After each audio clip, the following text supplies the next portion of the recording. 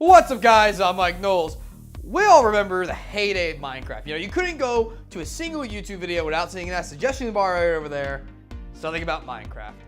Well, for some people, Minecraft never went away, and some of those people are now under attack. This current Minecraft war, as it's being called, is taking place on a server known as 2 Builders 2 Tools, or 2B2T, which is known for being one of the oldest servers in Minecraft, or at the very least, one of the oldest without having ever been reset. This means this world has been around for more than 5 years on this old server, has structure still standing for players who are long gone from the game. The world itself is filled with builds of all sizes and complexities, some still standing while others griefed. The server itself has no rules because it's an anarchy server, and really is described as a living world of 4chan, with a chat filled with volatile spam and some of which tries to trick you into clicking on links of pornographic or just graphic content.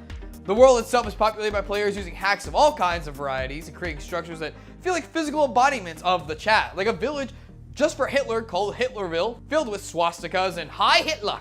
So for daily users, this is the 4chan of Minecraft. For people who are just passing through though, this server is like a trip through time and showing what it's like for a real world to go through so many iterations of players throughout the years, and how it grew and fell in popularity, and how a world where no resources are replenished dies out over those 5 years, and everyone lived together in anarchy.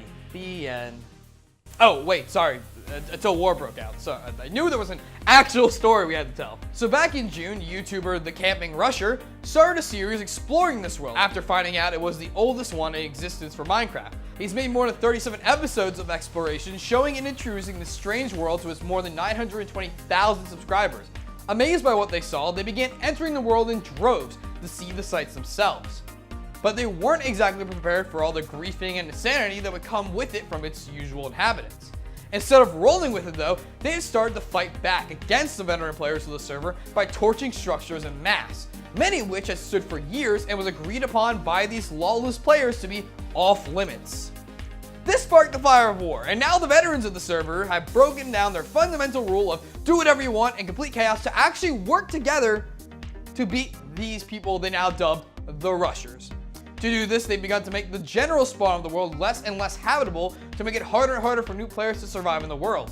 Even though the average 20 to 30 players who used to be on the server are outnumbered by the Rushers, they also have years worth of resources they have gathered to help fight back, whereas in the wild there is few to be harvested by the Rushers.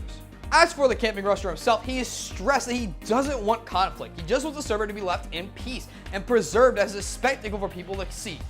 Still, that hasn't done much to stop the months of war that has now happened, and the newest plans coming from the server's veterans to protect their home is to erect pornographic imagery all around the natural spawn, so anyone trying to make YouTube videos on it would have lots of unusable footage thanks to YouTube's terms of services, and they'd hopefully die by the time they got out of that area from lack of resources. In addition, they've also started to make the server unplayable by creating machines that naturally generate and consume resources to thus make the server bogged down and unplayable, hopefully making people just want to leave.